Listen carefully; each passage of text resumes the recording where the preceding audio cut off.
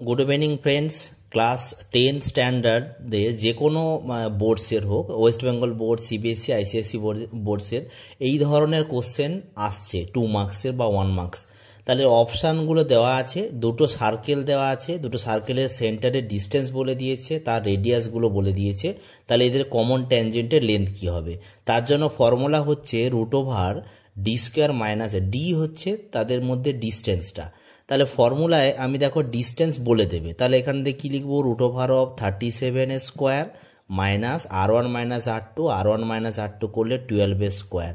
এবার এ square minus B স্কোয়ারের formula কী হবে, এটা 49 হবে প্লাস করলে, আর মাইনাস করলে 25 হবে।